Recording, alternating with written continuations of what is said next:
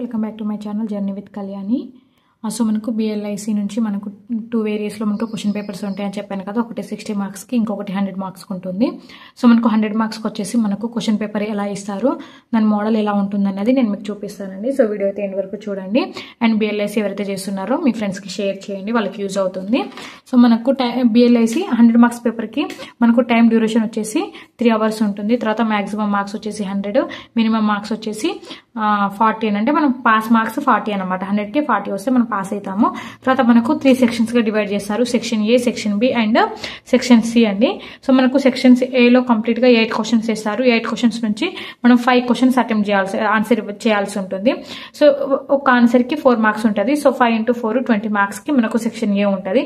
So ఈ 8 questions నుంచి మనం ఎనీ 5 అన్నది అటెంప్ట్ చేయాలి. ఓకే. తర్వాత సెక్షన్ బి వచ్చేసి అగైన్ మళ్ళీ 5 ఆన్సర్స్ రాయాలి మనము. ఇక్కడ వచ్చేసి మనకు 5 క్వశ్చన్స్ ఇస్తారు. కానీ ఇక్కడ మనకు ఆప్షన్స్ ఎట్లా ఇస్తారంటే మనకు సెక్షన్ ఏలో ఇచ్చినట్టు ఇయ్యారు, ఇక్కడ డిఫరెంట్గా ఇస్తారు. ఏ ఆర్ బి ఇస్తారు అన్నమాట. 9th question example, 9th question ఇక్కడ ఎగ్జాంపుల్ ఏ అనే క్వశ్చన్ ఇచ్చారు, ఆర్ బి అనే క్వశ్చన్ ఇచ్చారు. ఇక్కడ మన ఇష్టం ఏ అన్న రాయాలి లేకపోతే బి అన్న రాయాలి అంతే. కానీ మళ్ళీ ఈ 9 నుంచి మనం ఇట్లా పైన దాని లెక్క కాదు, ఇది సపరేట్ ఉంటుంది అన్నమాట. సెక్షన్ బి వచ్చేసి section A different, section B different. A or B choose చేసుకొని మనం రాసుకోవాలి. ఇక్కడ ఈచ్ ఆన్సర్ కి మనకు 12 మార్క్స్ ఉంటుంది. సో 5 × 12 60 మార్క్స్ కి మనకు సెక్షన్ బి అనేది పెట్టడం జరుగుతుంది. సెక్షన్ సి వచ్చేసి ఓన్లీ ఒకటే ఆన్సర్ రాయాలి. ఆ ఒక్క ఆన్సర్ కి 20 మార్క్స్. ఇది లాంగ్ ఆన్సర్. సో మనకు 2 క్వశ్చన్స్ ఇస్తారు. 2 క్వశ్చన్స్ నుంచి మనం ఏదైనా ఒక క్వశ్చన్ చూస్ చేసుకొని రాయాల్సి ఉంటుంది. సో మనకు సెక్షన్ ఏలో వచ్చేసి మనం కనీసం ఒక ఆన్సర్ 10 lines లో మనం రాయాల్సి ఉంటుంది ఆన్సర్ షీట్ లో. సో అండ్ 10 lines అంటే 1 పేజీ పడుతుంది. అండ్ సెక్షన్ బిలో వచ్చేసి మనం ఒక ఆన్సర్ ఖచ్చితంగా 30 lines అని అంటే 3 pages ఖచ్చితంగా పడుతుంది. తర్వాత సెక్షన్ సి వచ్చేసి 50 lines అన్నమాట. 50 lines అంటే 5 pages మనం ఖచ్చితంగా రాయాల్సి ఉంటుంది.